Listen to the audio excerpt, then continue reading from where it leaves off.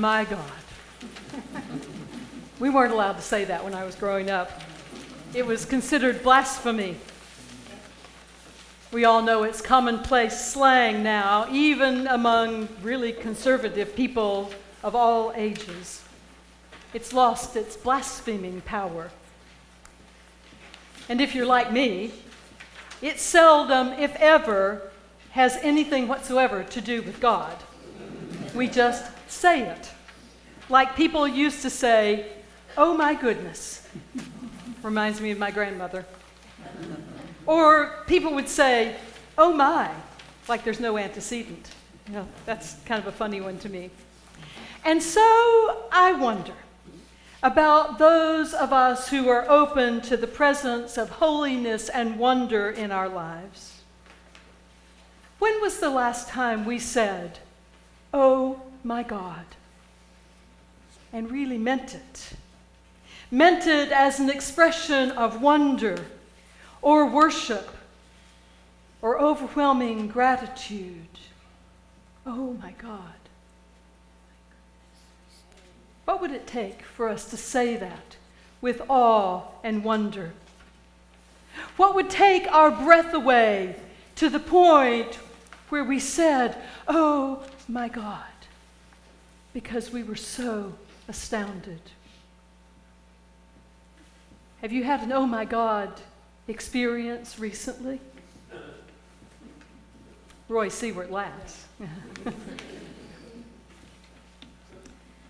As some of you know and others might expect, I sometimes question in this increasingly post-Christian world in which those who claim most loudly the name of Christian are often narrow-minded fundamentalists. I wonder why we stay in church. The only answer that makes any sense to me at all is that we long to experience something spiritual, something beyond and within ourselves that is out of the mundane and ordinary. We long to experience wonder and hope and love. We need those things. We want to feel, to witness the presence of something that some of us call God.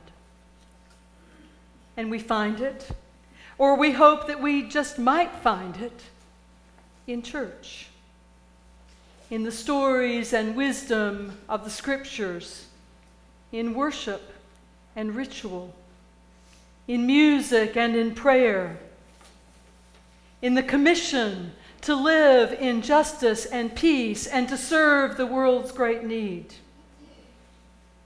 Here, among others who have glimpsed it, or are seeking it, or are simply open to the possibility that we might find it. Am I right? Is that why we're here? Is that why we keep coming back?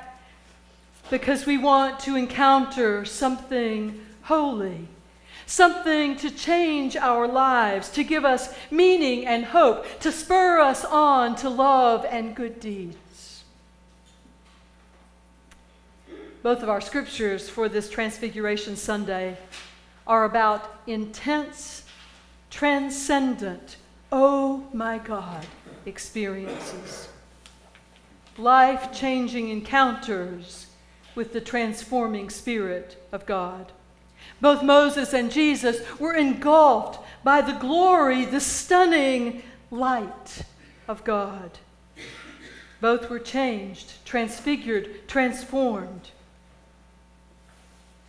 Jesus took with him Peter and John and James and went up the mountain to pray. While he was praying, the appearance of his face changed. His clothes became dazzling white. Suddenly they saw Moses and Elijah talking to Jesus. They had gone up the mountain to pray, to a place where one might seek the presence of God.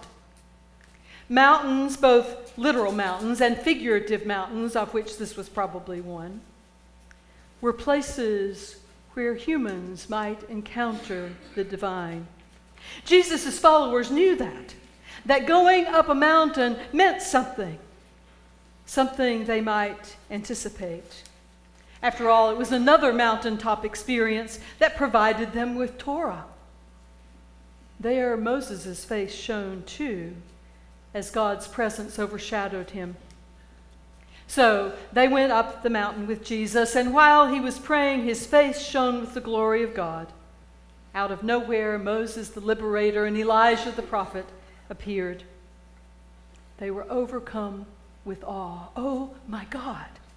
Oh my God! They fell down, and the light of God was shining in Jesus.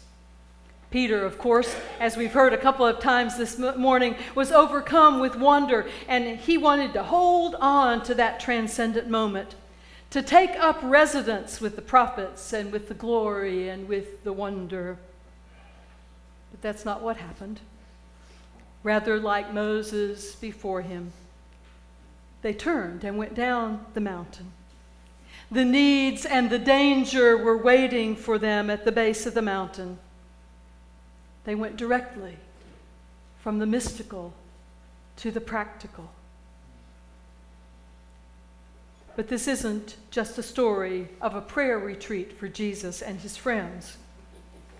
It's a picture, I believe, of the spiritual life, a message for the church. First, it's a picture of mystical, holy encounter, a glimpse of glory, an oh my God moment of fire and light, the genesis, if you will, the spark of a spiritual life. God shows up in a way that changes us, enlightens us, gives us a new way of seeing ourselves and the world. It's different for each of us. It might be something as simple as being overcome by the beauty of creation, or as profound as an encounter between life and death. The transcendent wonder captures our hearts, and we see, oh my God. Where do you get a glimpse of the light of God? Do we recognize it when it flashes around us? How might we be shaped and changed by that light? Peter wanted to ensconce the moment, to live in this ecstasy for the rest of his life, perfect life with Jesus and Moses and Elijah. This might have been a good life for Peter, but Jesus didn't go along with Peter's plan, or with Phil's for that matter. No shrines were built to contain or hem in God's glory or preserve it for a privileged few.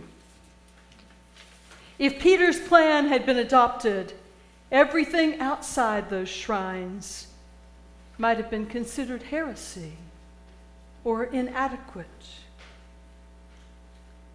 One of the things that I love about the United Church of Christ is our insistence on claiming God's guidance and revelation for every generation. That's why we have no creeds as tests of faith. Rather, through the lens of our own time, we see the presence of holiness, the scriptures, and other sacred texts. We frame the mission of our church and articulate our faith based on our own encounters with God's wonder and light, based on what makes our faces shine, what transfigures and transforms us for this day. No, this isn't just a story of a prayer retreat for Jesus and his friends. It's a picture of the spiritual life, a message for the church. First, a mystical experience. The second way is this. Jesus then leads his disciples, and us, I believe, down that literal and figurative mountain. Moses and Elijah are gone. What the disciples saw was a fleeting epiphany, and then it's down the mountain. Another aspect of this Jesus life on very different terrain. The days ahead would lead Jesus into the wilderness, into the way of suffering, and ultimately to crucifixion. God, he would see, was to be known in those difficult, oh my God, experiences of life, in the valleys as well as on the mountaintop. They and we must take that glory down the mountain, transformed not to remain in a mystical place of light and wonder, but to take it to the terrain of suffering as water in the wilderness, to take liberation to the captive and food to all who hunger for bread and for justice. One very quick insight from my time in Cuba. Elmer Lavastida made a comment, something that is a deep conviction for him. He talked about the Catholicism that was deep in Fidel's heart.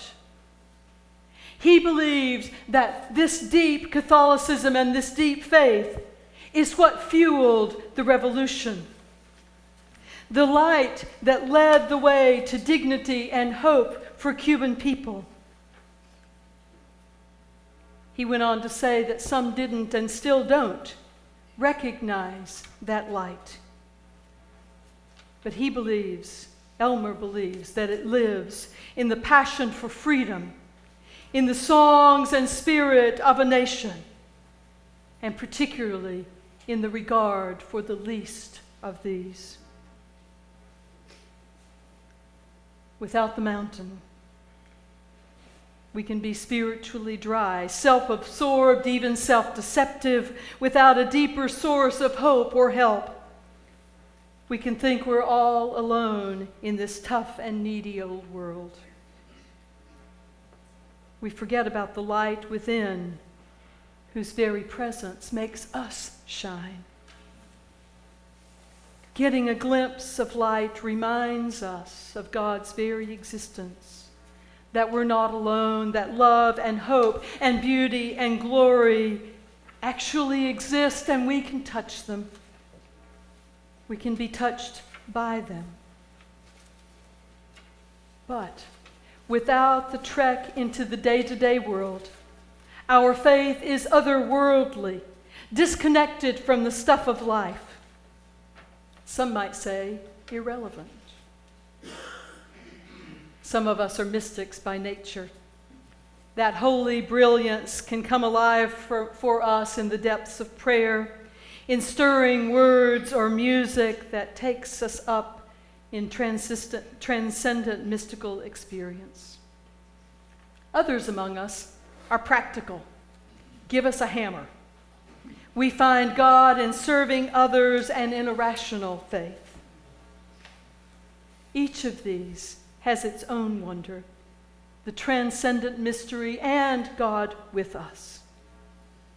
Jesus calls us, though, not to one or the other, but to both, mountaintop and city, glory and suffering. He leads us away and back again, transformed and prepared to recognize that light in every face that we encounter. Today, we're at the intersection between the seasons of Epiphany and Lent, between the season of light and the season of shadows. We've moved from the brilliance of the Bethlehem star and now the radiance of Transfiguration. And now we descend to the valley of the shadow of death. Perhaps Jesus needed that trip up the mountain to equip him for all that awaited him. Perhaps we do too. May the light bathe us as we turn and begin that journey down the mountain with Jesus, where God is known as surely as on the mountaintop. Amen.